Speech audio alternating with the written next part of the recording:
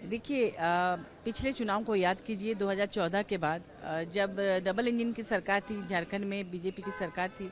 उस समय अकेले माननीय हेमंत सोरेन जी ने किस तरह से बदलाव यात्रा, संघर्ष यात्रा किया, किस तरह से जन सैलाब उमड़ा और किस तरह से उन्होंने यहाँ सरकार बनाई। विपरीत हवा थी उसके बावजूद, और उनका एक अलग ही पूरे झारखंड में जिस तरह से लोग उनको एक बहुत ही लोकप्रिय नेता के रूप में मानते हैं, स्वीकार करते हैं, वो इस बार भी देखने को मिलेगा। और हालांकि लोकसभा चुनाव में उनकी अनुपस्थिति ने से भी जो जनता है उन्होंने उनको उतना ही प्यार दिया, उन्होंने उनको उतना ही स्वीकार किया।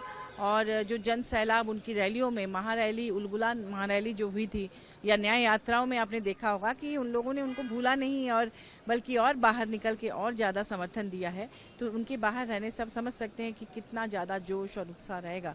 जो भाजपा ने जो चाल चली थी ये सोचकर कि उनके यहाँ के लोकप्रिय नेता को उनसे दूर करके, जनता से दूर करके उनको ज़्यादा वोट मिलेगा, लेकिन आपने देखा क्या हर्ष हुआ। 400 पार का नारा लगाने वाली भाजपा मात्र कुछ सीटों में सिमट गई। तो ये यहाँ की जनता जानती है कि कौन उनके लिए काम कर रहा है, कौन सिर्फ धर्म के नाम पर लोगों को लड़ा रहा है। आपने देखा कि अयोध्या में जो कुछ भी हुआ, इससे अब सबक लेनी चाहिए कि धर्म के नाम पर अब राजनीति नहीं हो सकती।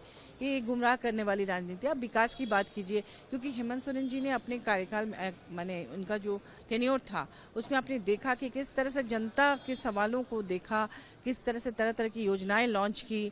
पलाश प्राण, फिर ये फूलो झानो आशीर्वाद योजना, सावित्रीबाई फुले किशोरी समृद्धि योजना, गुरुजी क्रेडिट कार्ड और तमाम तरह की योजनाएं यहाँ के लोगों के लिए, सरकार आपके द्वार कार्यक्रम, और इन तमाम चीज़ों से लोगों का जो दिल जीता, उससे मुझे लगता है कि अब उनके आने से उसका बहुत फर्क पड़ेगा। देखिए पिछले चुनाव को याद कीजिए 2014 के बाद जब डबल इंजन की सरकार थी, झारखंड में बीजेपी की सरकार थी। उस समय अकेले माननीय हेमंत सोरेन जी ने किस तरह से बदलाव यात्रा, संघर्ष यात्रा किया, किस तरह से जन सैलाब उमड़ा और किस तरह से उन्होंने यहाँ सरकार बनाई। विपरीत हवा थी उसके बावजूद, और उनका एक अलग ही पूरे झारखंड में जिस तरह से लोग उनको एक बहुत ही लोकप्रिय नेता के रूप में मानते हैं, स्वीकार करते हैं, वो इस बार भी देखने को मिलेगा। और हालांकि लोकसभा चुनाव में उनकी अनुपस्थिति ने से भी जो जनता है उन्होंने उनको उतना ही प्यार दिया, उन्होंने उनको उतना ही स्वीकार किया। और जो जन सैलाब उनकी रैलियों में, महारैली, उलगुलान महारैली जो हुई थी या न्याय यात्राओं में आपने देखा होगा कि उन लोगों ने उनको भूला नहीं और बल्कि और बाहर निकल के और ज़्यादा समर्थन दिया है। तो उनके बाहर रहने से आप समझ सकते हैं कि कितना ज़्यादा जोश और उत्साह रहेगा। जो भाजपा ने जो चाल चली थी ये सोचकर कि उनके यहाँ के लोकप्रिय नेता को उनसे दूर करके, जनता से दूर करके उनको ज़्यादा वोट मिलेगा, लेकिन आपने देखा क्या हर्ष हुआ। 400 पार का नारा लगाने वाली भाजपा मात्र कुछ सीटों में सिमट गई।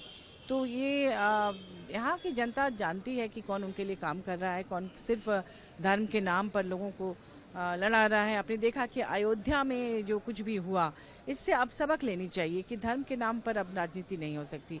ये गुमराह करने वाली राजनीति। अब विकास की बात कीजिए, क्योंकि हेमंत सोरेन जी ने अपने कार्यकाल में माने उनका जो टेन्योर था उसमें आपने देखा कि किस तरह से जनता के सवालों को देखा, किस तरह से तरह तरह की योजनाएं लॉन्च की।